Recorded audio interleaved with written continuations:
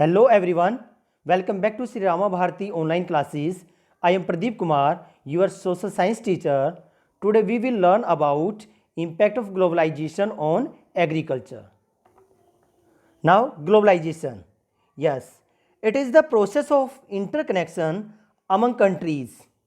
MNCs have contributed greatly in the process of globalization. Yes, MNCs means multinational companies by setting up production centers in various countries, by supplying produced goods, services, and technology.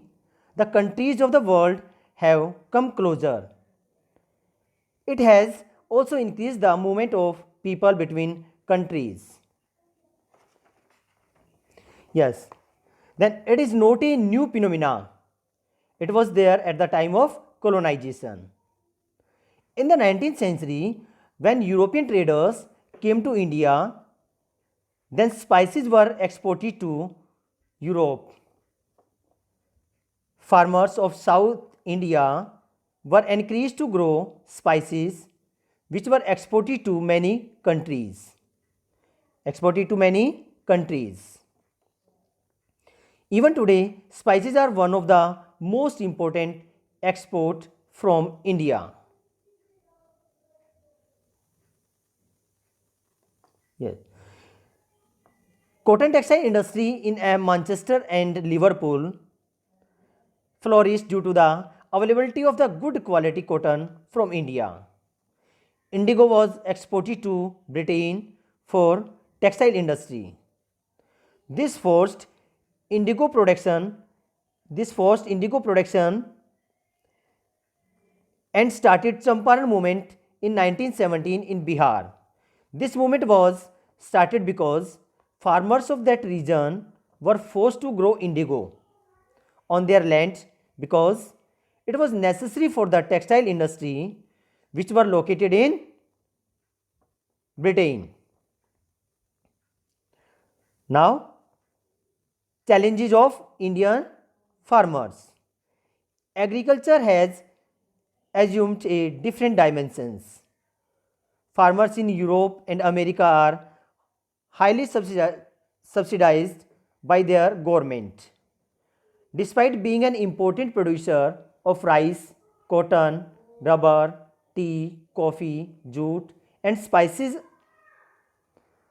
our agriculture products are not able to compete with the developed countries because of the highly subsidized agriculture in those countries.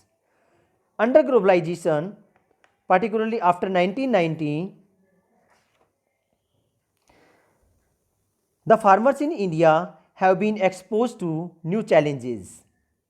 The Green Revolution promised much, but today it's under controversies.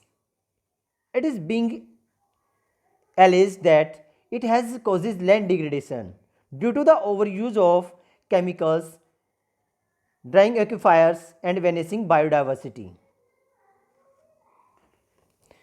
Now, revolution. Yes, it is the key word of revolution in agriculture production. It is based on genetic engineering, which is recognized as a powerful supplement in inventing new hybrid varieties of seeds. Now, organic farming. It is also popular because it is practiced without factory made fertilizers and pesticides. A few economists think that Indian farmers have a bleak future if they continue growing food grains on the holdings that grows smaller and smaller as population rises. Government must pursue policies to make Indian farmers shift their cropping pattern from cereals to high value crops. This will increase income and reduce environmental degradation. India's diverse climate can be harnessed to grow a wide range of high value crops. Now, thank you.